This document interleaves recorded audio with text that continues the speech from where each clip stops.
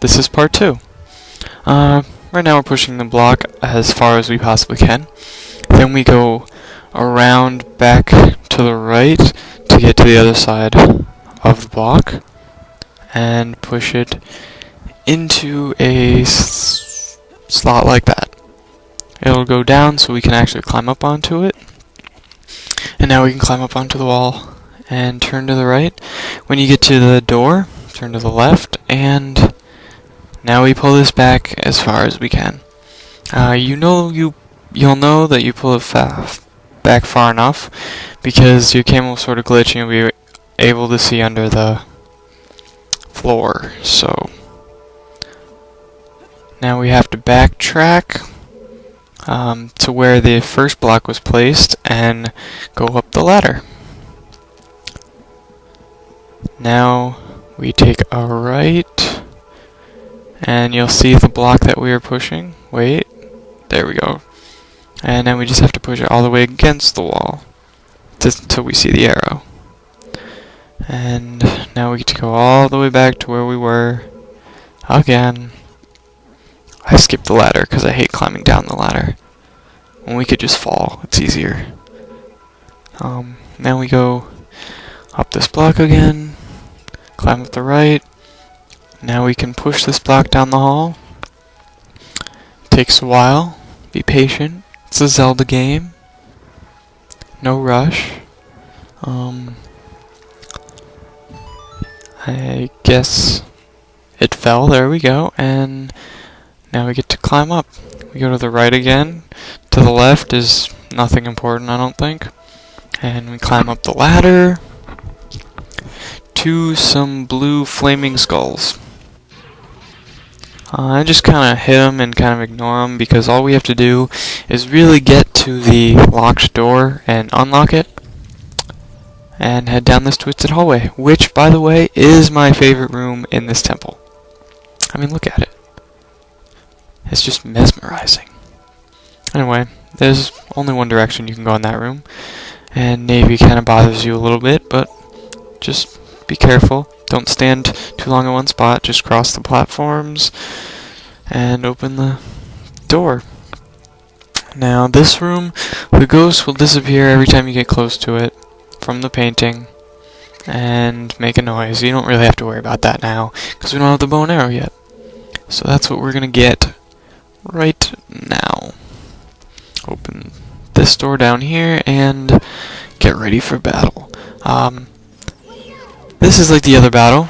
We just want to kind of keep our distance and hit back when we get to, or when they're recovering from an attack that they did on us. Just remember, you can't step into that pit in the middle, even though they can. You'll fall and die. So I wouldn't do that. I mean, if you wanted to die, that's fine with me. I don't really care. But once you kill that one, the platform comes down and 2 more pop up. The problem with these is you have to kill them fast, both of them fast, because they can revive each other, which really sucks. A better strategy is to hit one of them with 2 jump attacks, and then to switch the other and hit the other one with 2 jump attacks, and then finish them both off pretty easily and fast. But you know, I didn't know that when doing this, so I used the fairy. If I ever go into my inventory, you'll see that I have a missing fairy. And I didn't want to show you that I really sucked. I think they got up like 4 times. I'm not even kidding. Anyway, once you defeat them, a chest will appear with arrows and a bow. But that's not important. Just kidding. Anyway, just go over the chest and open it to get, obviously I already said, a bow and arrows. And he kind of reaches through the chest, which is weird. And I don't think the chest really needs to be that big for that tiny bow. But that's how they made it. So obviously you can attach it to a C button to use it. So that's what we're going to do once I get into the next room. Make sure you pick the side with the red carpet when you exit. That's where we came from because we want to kill the ghost that was on the painting. So let's do that now. I just switch it to the right C stick. I don't know why. Anyway, this would be how you do this part by... yeah. You shoot the painting, and then go a little bit forward, turn around, and then shoot the other painting. This is a pretty good example of how to do this part without having to chase the ghost all over the place. Next time I do it, you'll see that it's a bad example of how to do that, because we have to do it again. These bosses are ridiculously easy. I'm not even kidding. Just hold up your sword, and whenever they hit you with their fire thingy, they'll deflect off, and then you can hit them. Then just put your shield back up. It's not even difficult. Jump attack. That was perfect, see? I just keep my sword up the whole time, and when it finally appears, jump attack. Yep. And that's all it takes. That torch is lit with fire, which means the torch in the main hallway is lit with fire, and when we kill 4 of those ghosts, we'll get to use the elevator to go down to the boss. And what a surprise, a small key. There's so many in this temple. Anyway, now we're going to the opposite side, the part with the blue carpet, and we're going to do the same thing. And as I said before, this is how not to do this. The first part I did pretty well. Stand kind of at the bottom, and remember that the arrow goes a little bit above where you aim it. And then when the ghost wasn't really there, so I decided I'm gonna get close, but then when I aimed at it, it disappeared. And as you can see, they keep disappearing. I was actually kind of confused. And it happens again.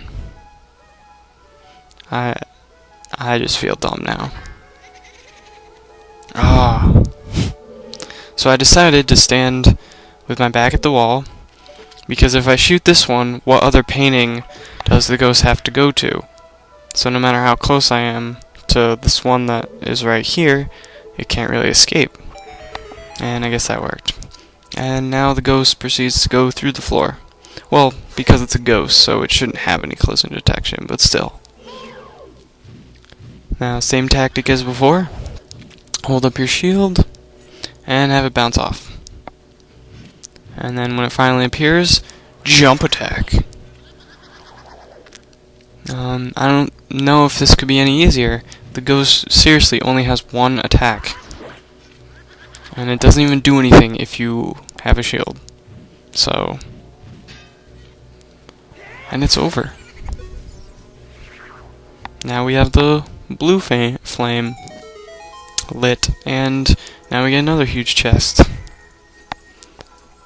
And I know the big chest is supposed to like symbolize a big treasure, but I don't know if they put a huge amount of bubble wrap in here or something, but this huge chest, all it contains is this tiny compass. Anyway, we won't even be needing that.